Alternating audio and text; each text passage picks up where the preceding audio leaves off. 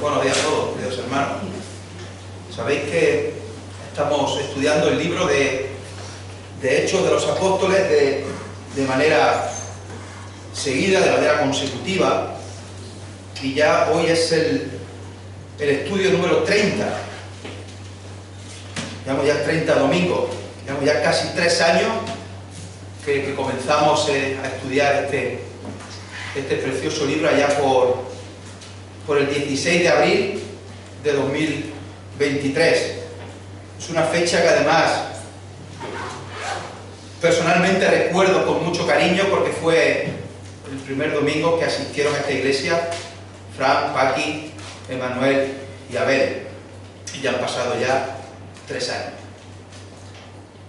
Imaginemos por un momento que ocurre, vamos por el capítulo 9, la conversión de Saulo.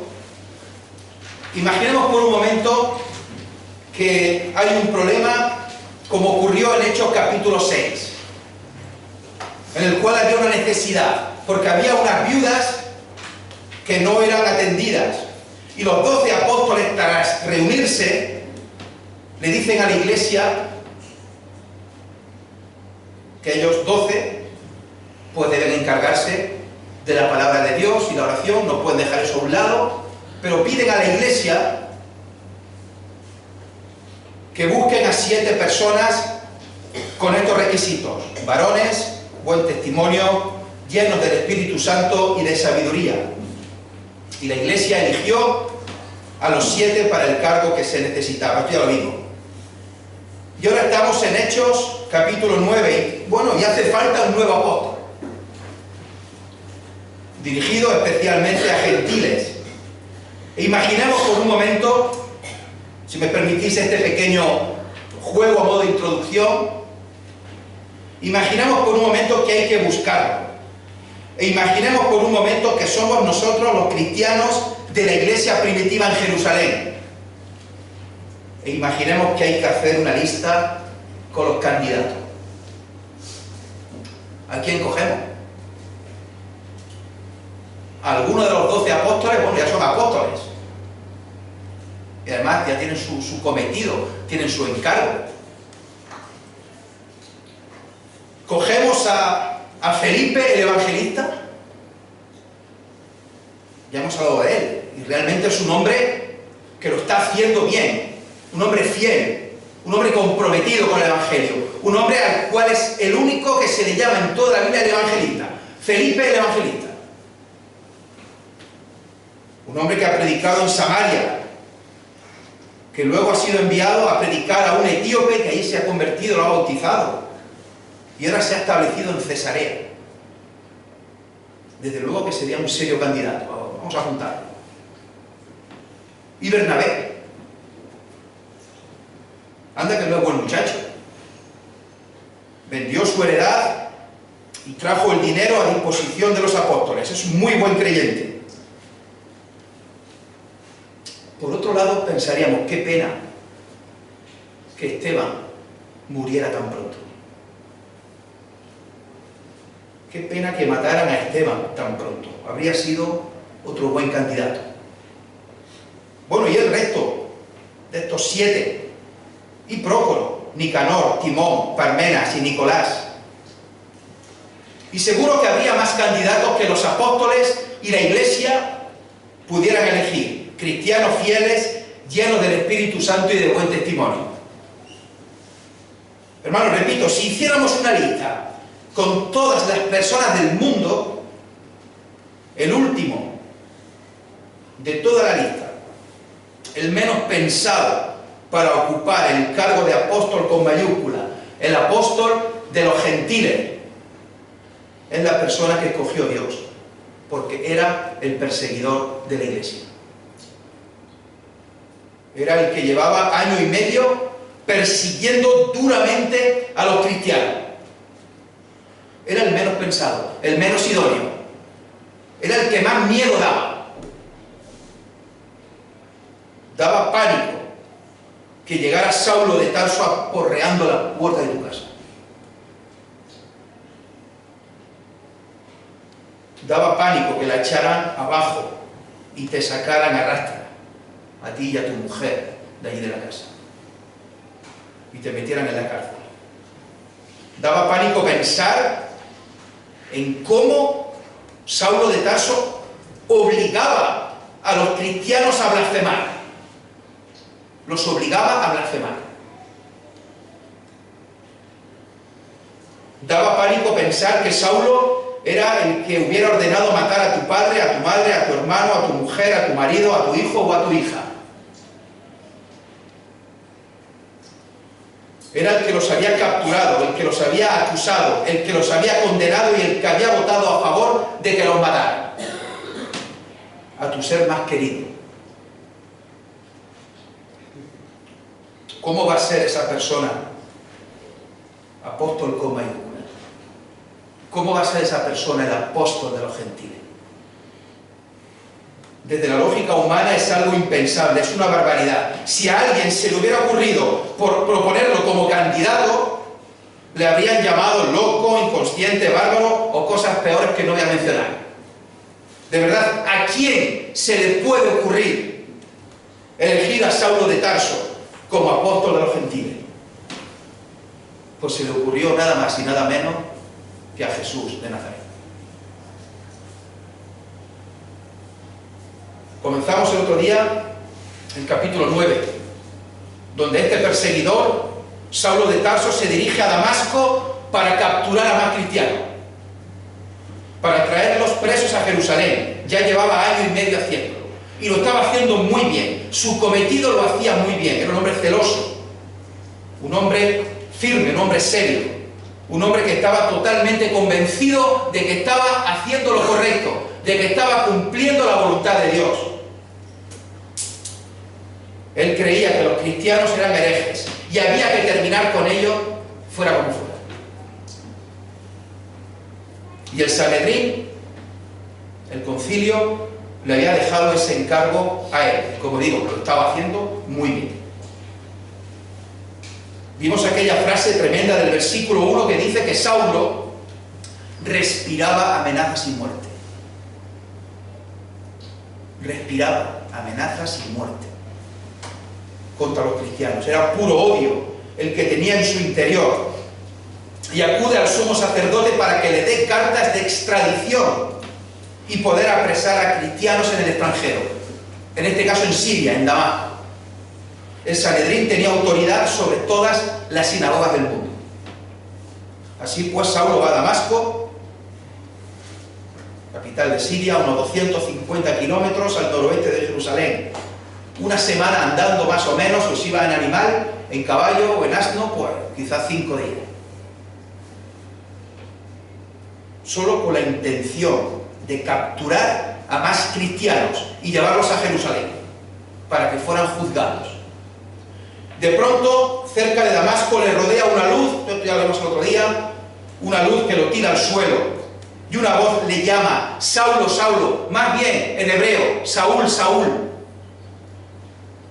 ¿por qué me persigue?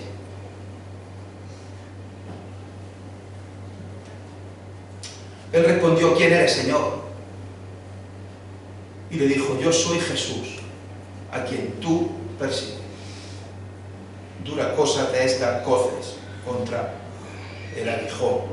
Un diálogo rápido, breve, que solamente escucha Saulo, y es Jesús el que habla, y es Jesús el que se le aparece. Decíamos en aquel día que Jesús no le dice: ¿por qué persigues a la iglesia? Jesús no le dice: ¿por qué persigues a mi iglesia? Ni siquiera le dice Jesús: ¿por qué persigues a los cristianos, a mis discípulos? Sino que Jesús le dice: ¿por qué me persigues? Y allí Saulo recibe la primera gran lección de teología.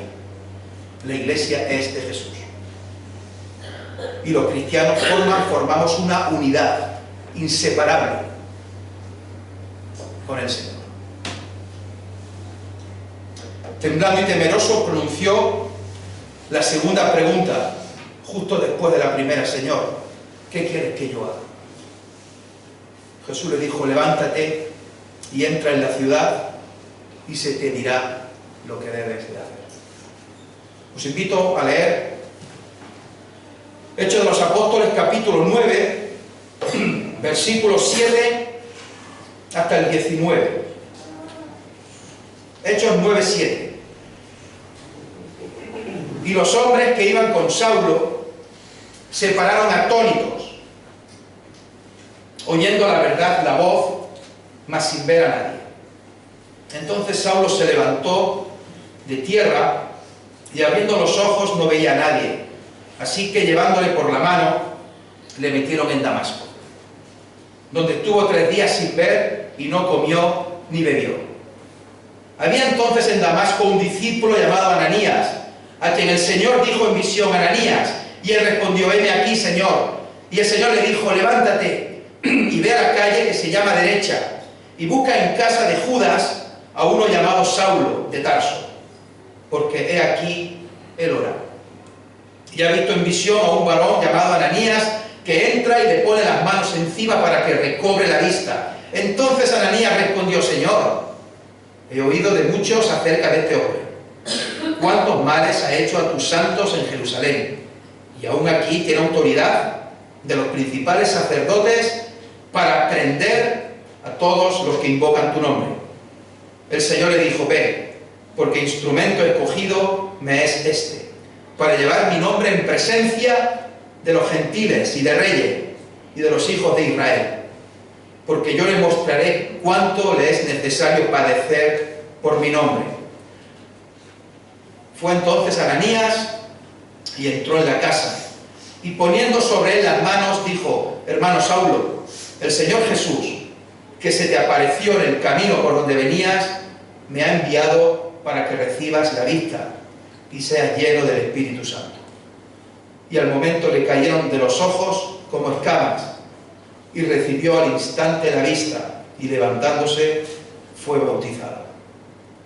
Y habiendo tomado alimento, recobró fuerzas. Hasta aquí la palabra de Dios. Comienza el versículo 7 diciendo, los hombres que iban con Saulo se pararon atónitos, hallando la verdad a voz, mas sin ver a nadie. Se pusieron de pie y estaban atónitos, asombrados, impresionados. Literalmente estaban mudos de asombro. No podían reaccionar al hecho sobrenatural que estaban presenciando. Ellos oyeron un ruido, oyeron una voz, pero no entendieron el mensaje. Solo Saulo lo escuchó y lo entendió. Solo Saulo vio al Señor resucitado, los demás no. Dicho de otra forma, no es lo mismo oír y entender. Las personas oyeron una voz, pero solamente Saulo entendió lo que esa voz decía. Y tampoco es lo mismo ver una luz que ver a Jesús. Los hombres vieron una luz, pero a Saulo se le apareció el Cristo glorificado. Solamente en 4 ocasiones aparece Jesús glorificado en el Nuevo Testamento. 4 veces. La primera en el monte de la Transfiguración, y estaban allí Pedro, Juan y Santiago. La segunda, Esteban, cuando estaba siendo apedreado, y allí vio a Jesús de pie a la diestra de Dios.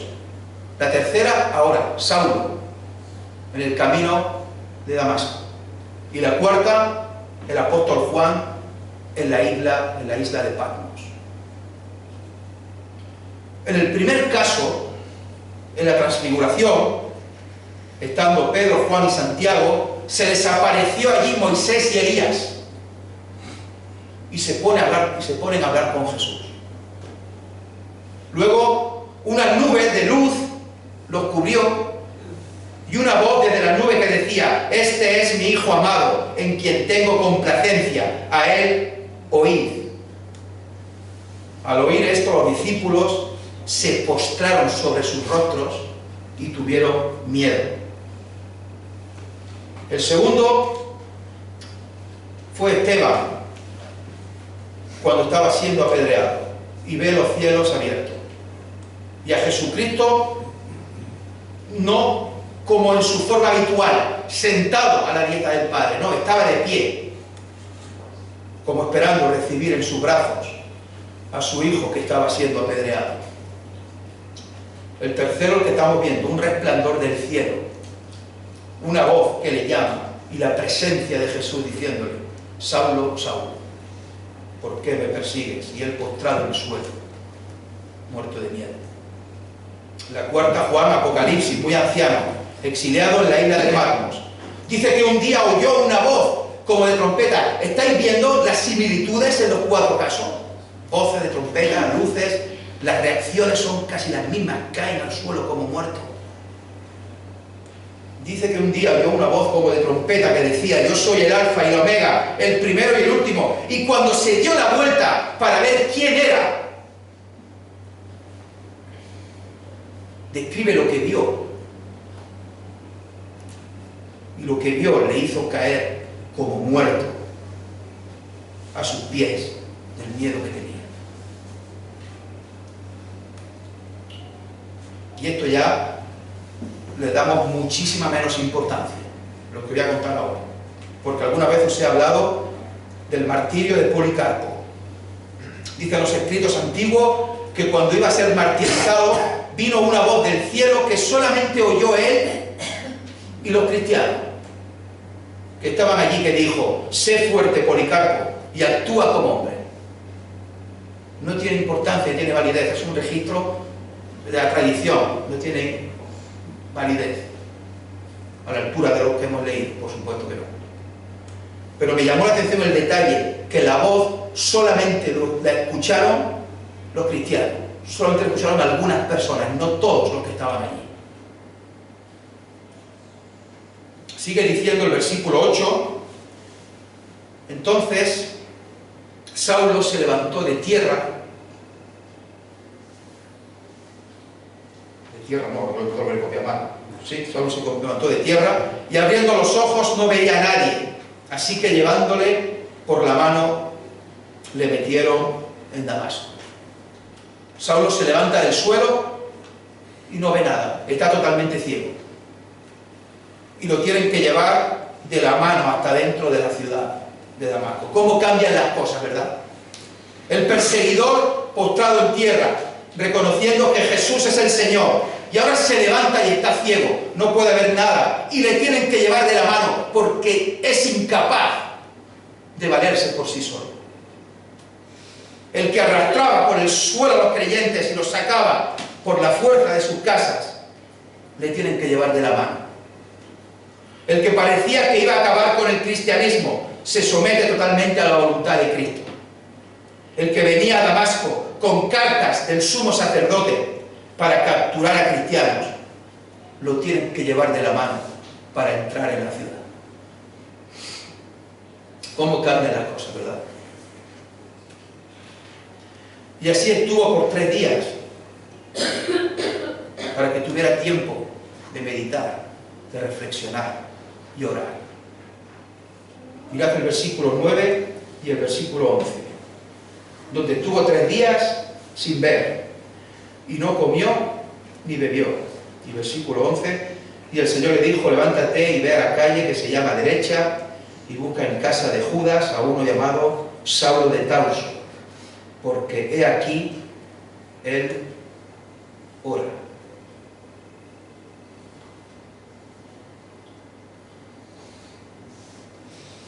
Tres días en los que no comió ni bebió. Como se dice vulgarmente, se le cerró el estómago. 3 días dándole vueltas a la cabeza todo el mal que había hecho. 3 días arrepintiéndose de todo cuanto había hecho. 3 días suplicando el perdón de Dios. He aquí, él ora. 3 días sin comer ni beber, 3 días orando, 3 días enfrentándose a su mayor crisis espiritual, de odiar a Jesús de Nazaret, a pedirle perdón y reconocer que es el Señor, el Salvador, el Mesías, el Cristo.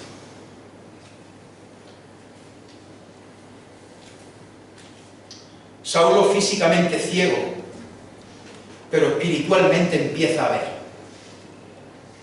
Convertido en el camino, tirado en el suelo y ahora solo ciego, encerrado en una habitación de una casa de un tal Judas que estaba en la calle llamada Derecha, orando a Dios, buscando su perdón. A modo de curiosidad, esa calle sigue existiendo en la actualidad en Damasco, la capital de Siria, una de las ciudades más antiguas del mundo, que aún permanecen junto con Jericó. En esos 3 días nadie vino a hablar con él, nadie vino a molestarle, nadie vino a recriminarle nada, nadie vino a predicarle el Evangelio. Dios no envió a Felipe el Evangelista desde Cesarea a que le explicara el Evangelio, ni que le hablara de Jesús. Porque Saulo no necesitaba que nadie le predicara, ni que nadie le explicara nada, pues Jesús mismo se le había aparecido en el camino. Jesús mismo le había llamado en el camino. Y nada se puede hacer cuando Jesús te llama. Nadie se puede resistir, ni siquiera el más malo, ni siquiera aquel que se había portado peor con los cristianos. Saulo fue convertido en el camino, pero necesitaba 3 días de oración, de lamento, de arrepentimiento, de reflexión, de suplicar el perdón a Dios por todo el mal que había hecho. Y Dios, en su misericordia, le manda una visión de que un hombre va a ir y lo va a sanar en breve de su ceguera. Versículos 10 y 12, porque después de esos 3 días Jesús llama a un tal Ananías de allí de la iglesia de Damasco, y él responde: heme aquí.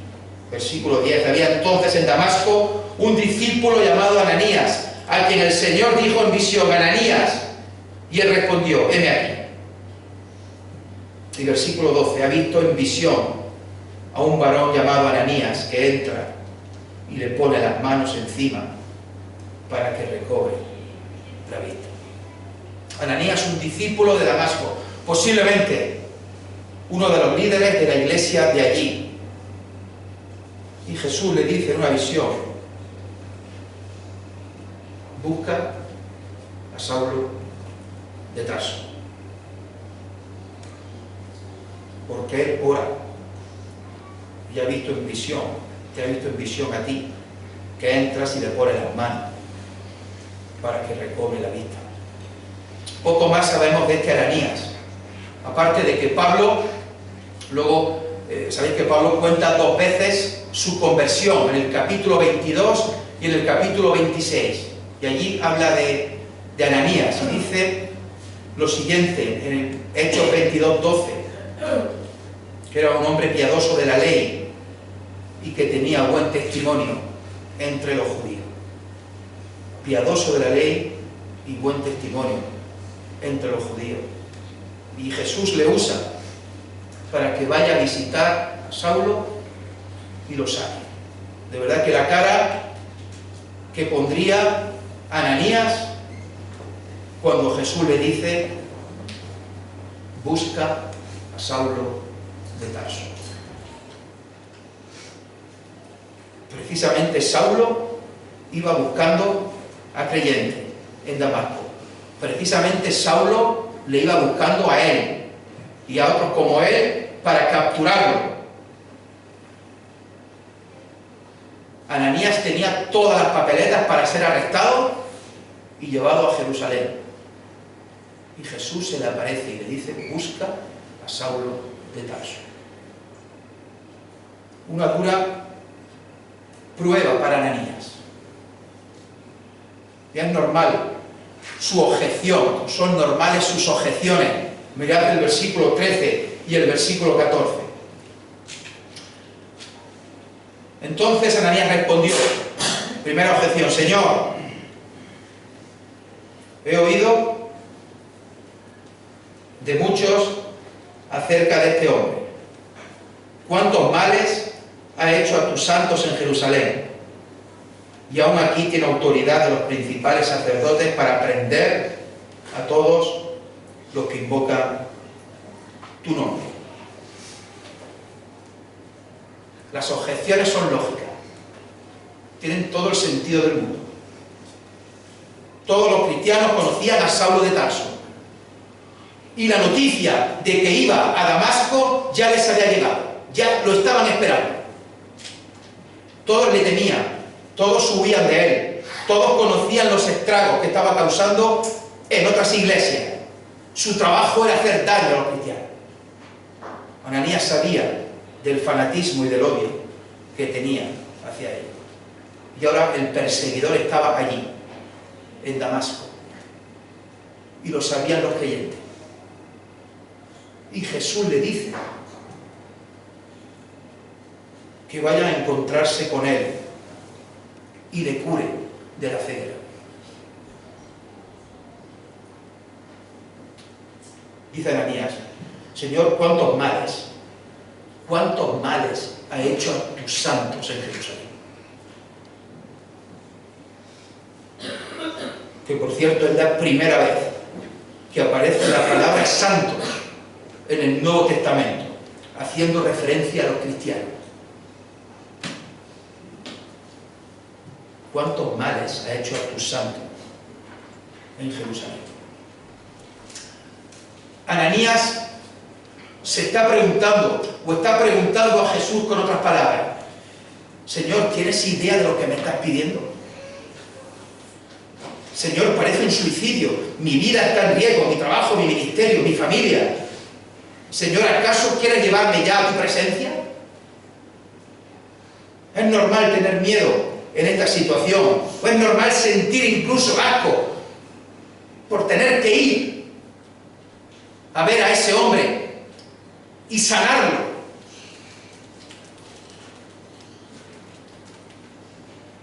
Cuando lo que se merece es que se quedara así de por vida, ciego de por vida. Jesús se está preparando tanto a Saulo como a Ananías, tanto al perseguidor como al perseguido. Y en el capítulo siguiente veremos algo parecido con Pedro y Cornelio, con esa brecha que había entre judíos y gentiles.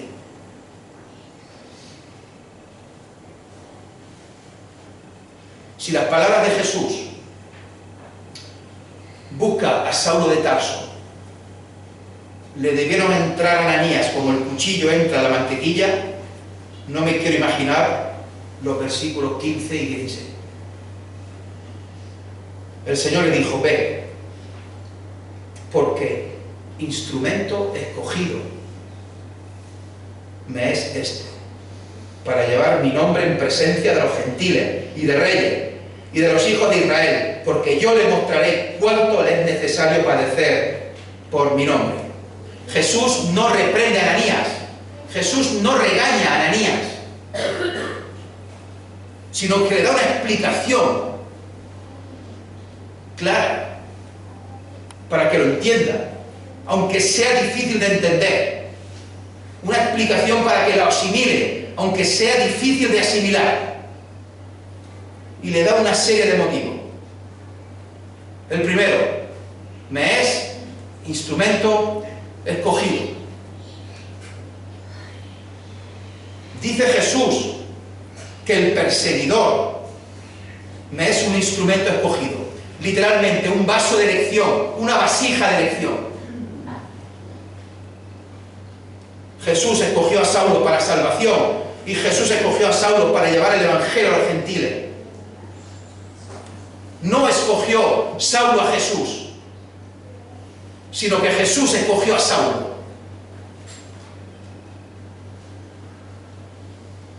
Y lo dice claramente el Señor Jesús: me es un instrumento escogido.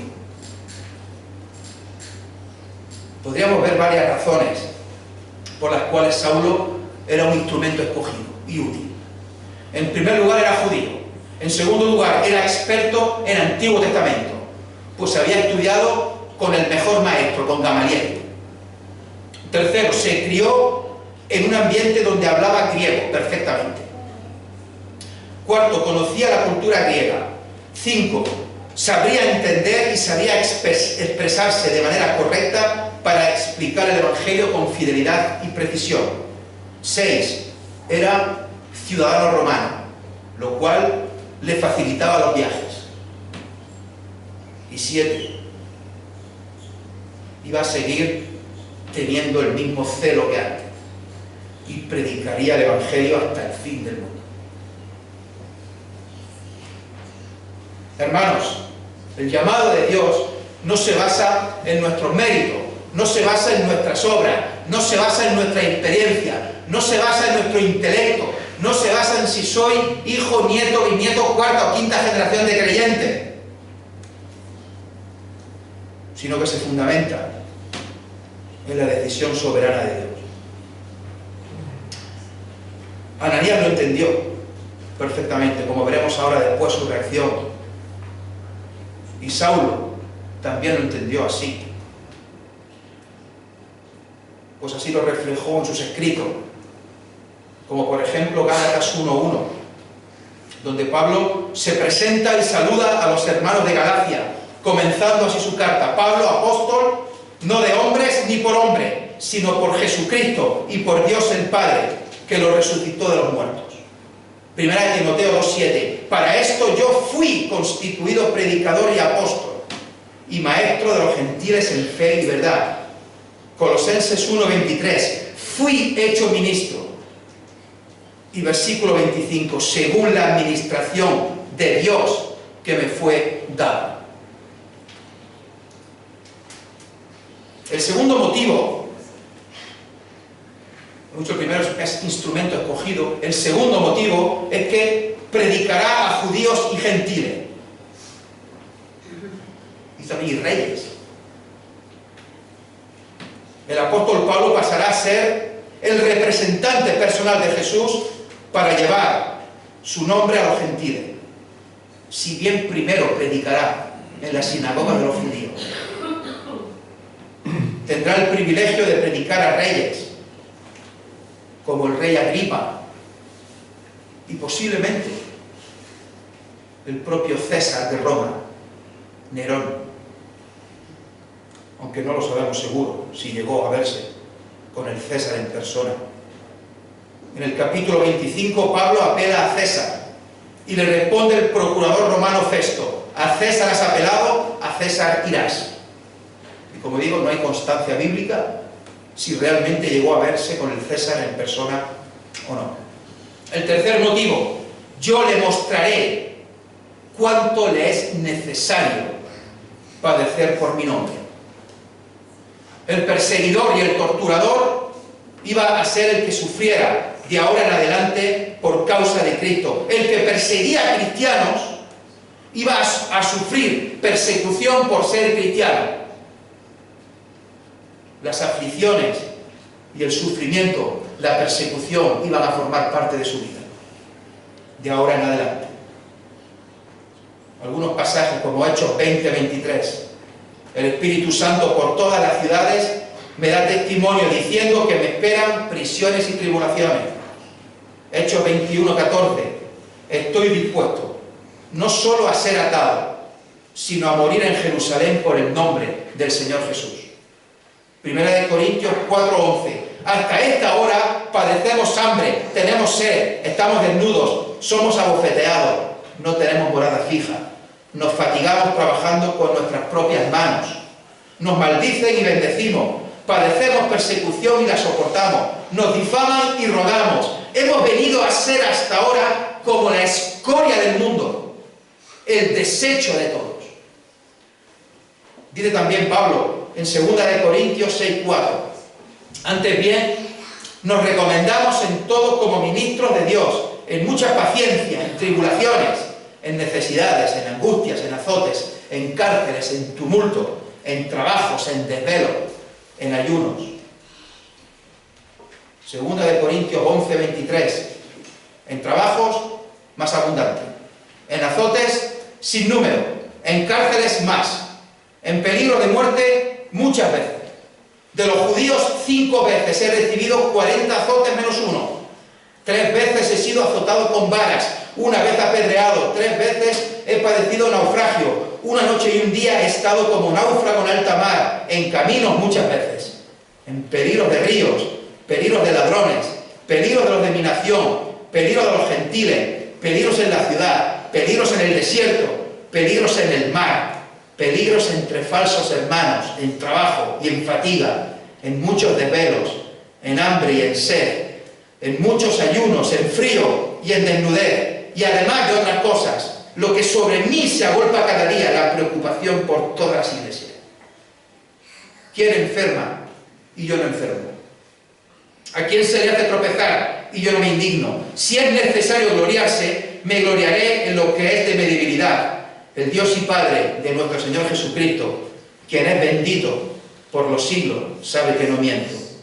En Damasco, el gobernador de la provincia del rey Aretas guardaba la ciudad de los damascenos para prenderme, y fui descolgado del muro en un canasto por una ventana y escapé de sus manos. Segunda de Corintios 12:7, para que la grandeza de las revelaciones no me exaltase desmedidamente, me fue dado un aguijón en mi carne, un mensajero de Satanás, que me abofetee, para que no me enaltezca sobremanera, respecto a lo cual 3 veces he rogado al Señor que lo quite de mí, y me ha dicho: bástate mi gracia, porque mi poder se perfecciona en la debilidad. Por tanto, de buena gana me gloriaré más bien en mis debilidades, para que repose sobre mí el poder de Cristo. Por lo cual, por amor a Cristo, me gozo en las debilidades, en afrentas, en necesidades, en persecuciones, en angustia. Porque cuando soy débil, entonces soy fuerte. Primera de Tesalonicenses 3:3.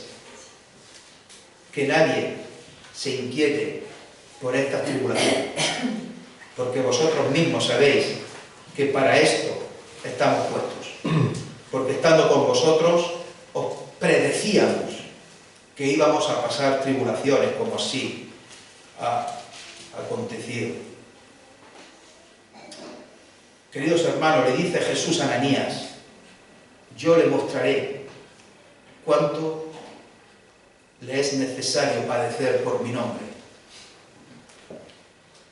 Y Pablo responde después: que nadie se inquiete por estas tribulaciones. Hermanos, esto es tremendo.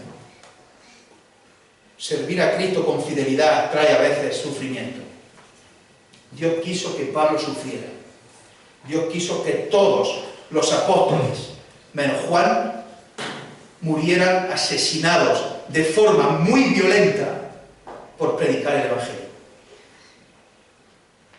Dios ha querido que nosotros hoy día, en España, no tengamos ningún tipo de persecución ni tribulación. Si acaso tenemos burla y menosprecio, pero no nos castigan físicamente. No nos meten en la cárcel, no nos torturan, no nos abofetean, no nos asesinan, no nos obligan a blasfemar. Otros países, tristemente hoy día, especialmente en Nigeria, es todo lo contrario para los cristianos. Llegamos al versículo 17, y aquí os tengo que confesar una cosa,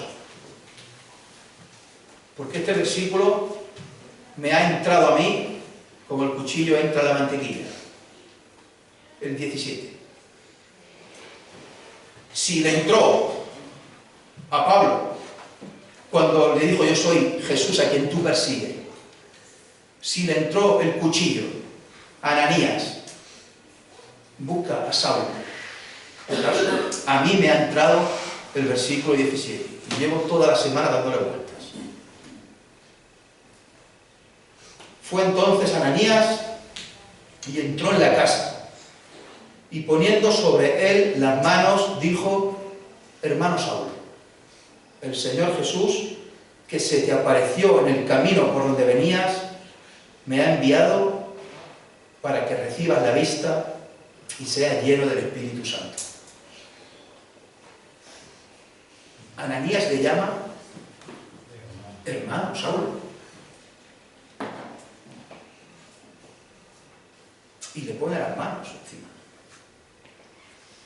Literalmente se lo dice en hebreo, así que le llama Saúl, hermano Saúl. Lo que Jesús le había dicho a Ananías era más que suficiente para tratar a Saulo como un hermano. A pesar, y perdonad si soy cansino, y lo digo muchas veces, a pesar de ser el perseguidor, a pesar de respirar muerte y amenaza, a pesar de haber ido a Damasco a capturar a Ananías y a otros como él, Ananías va a la calle derecha, a la casa de Judas, y entra y lo recibe como su hermano Saulo.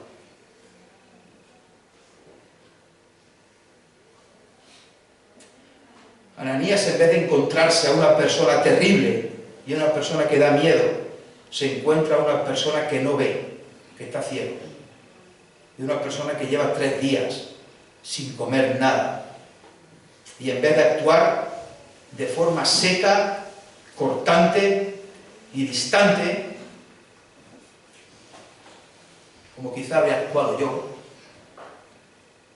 le llama hermano Saúl. El perseguidor es su hermano en Cristo Jesús. El perseguidor llevaba 3 días afligido, llorando, orando, suplicando el perdón de Dios. Y necesitaba consuelo, aliento y compañía de los cristianos. Y ahí va obediente Ananías, a mostrar precisamente aquello a lo cual somos llamados: amor y misericordia. Porque lo que hemos recibido de Dios a través de la muerte y la resurrección de Jesús es amor y misericordia. Y Ananías está cumpliendo lo que tantas veces dicen las Escrituras: animaos unos a otros, alentaos unos a otros, exhortaos unos a otros, consolaos unos a otros, orad unos por otros. Ananías no tiene en cuenta lo que ha hecho Saulo. Ananías tiene en cuenta lo que le ha dicho Jesús. Y esto es mucho más importante de lo que parece. Y es mucho más importante de cumplir de lo que parece también. Porque lo primero de todo, hermanos, está la obediencia a Dios y a su palabra. Ananías, al llamarle hermano, lo está aceptando sin limitación alguna, como miembro de la Iglesia. Está aceptando que ha sido salvado por la sangre de Jesús, que ha creído en Jesús como Señor y Salvador de su vida, y es su hermano en Cristo.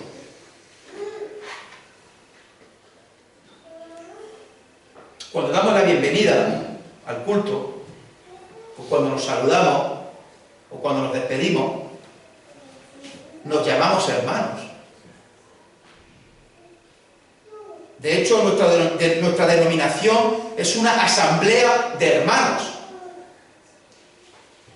Es la palabra más bonita que hay para llamarnos unos a otros. Hermano, ¿cómo estás, hermano? ¿Cómo estás, hermana? Es la palabra más hermosa que hay. El poder llamarnos hermanos, el poder llamaros hermanos, el que me llaméis hermano a mí.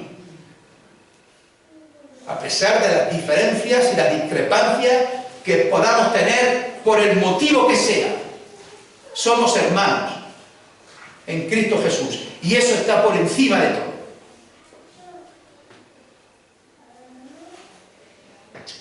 Ananías pone las manos sobre él para curarlo, para animarlo, para que sea lleno del Espíritu Santo. Y es la única vez en todo el libro de Hechos de los Apóstoles que un creyente que no sea apóstol con mayúscula, a través de imposición de manos, haga un milagro de sanidad y llene del Espíritu Santo a otra persona. Es el único caso, que no es un apóstol y hace las dos cosas.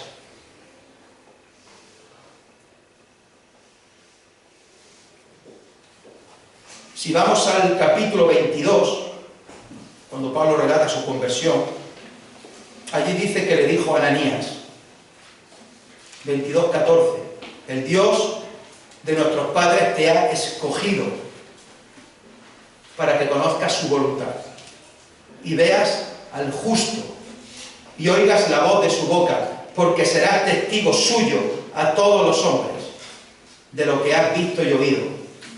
Ahora pues, ¿por qué te detienes? Levántate y bautízate y lava tus pecados, invocando su nombre. Versículos 18 y 19, ya estamos terminando.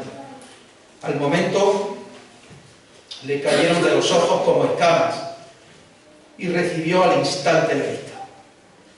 Y levantándose, fue bautizado. Y habiendo tomado alimento, recobró fuerzas. Al momento, al instante, no fue un proceso. La curación fue inmediata. Al instante recibió la vista. Al instante se levantó y al instante pidió que Ananías lo bautizara. No pide comida ni pide agua. Pide el bautismo. Y después de haberse bautizado, sí come y recobra fuerza. Hermanos, ya hemos visto en capítulos anteriores que lo primero es la conversión y lo segundo el bautismo.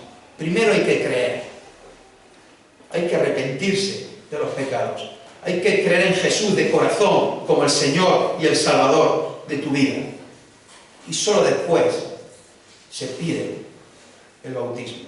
Y aquí he de suponer que lo bautiza Ananías, como Felipe bautizó al etíope, y como el mismo Saulo, después Pablo, bautizaría a muchísimos creyentes a lo largo de su ministerio. El mandato del bautismo sigue vigente, y hay hermanos que lo han solicitado. En esta iglesia nos han solicitado el bautismo 4 hermanos.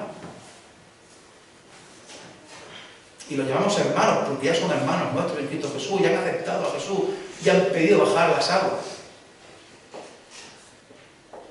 Pero sabemos que lo importante no es el bautismo.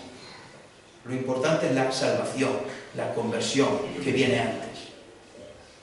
Y ese es el énfasis que hacía Jesús en su ministerio, arrepentido. Y es el énfasis que hacen los apóstoles, la conversión, el arrepentimiento de los pecados y la fe en el Señor Jesucristo. El bautismo viene después, sabiendo que no salva, sino que es una manifestación pública delante de la iglesia de que crees en Jesús. Hermanos, hemos visto en esta mañana la historia preciosa de Saulo con Ananías. Esta historia ilustra la verdad de que una vida transformada en Cristo Jesús exige servir a Cristo Jesús. No es una opción. No es algo que puedas o no puedas hacer. Y repito, una vida transformada en Cristo Jesús exige servir a Cristo Jesús. Dice el apóstol Pablo en 1 Corintios 4:1: téngannos los hombres por servidores de Cristo y administradores de los misterios de Dios. Y la segunda conclusión, que damos gracias a Dios de que somos salvos por gracia, por medio de la fe, pero por gracia, no por mérito nuestro, no porque seamos buenos, no porque lo merezcamos, Si fuera por merecimiento, ninguno merece la salvación. Somos salvos por gracia. Solamente por gracia.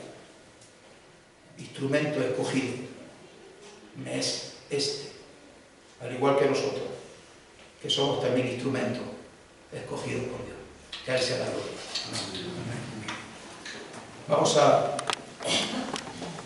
cantar así como estamos sentados, a modo de oración, una canción final, y ya daremos el culto por terminado. Que el Señor nos bendiga.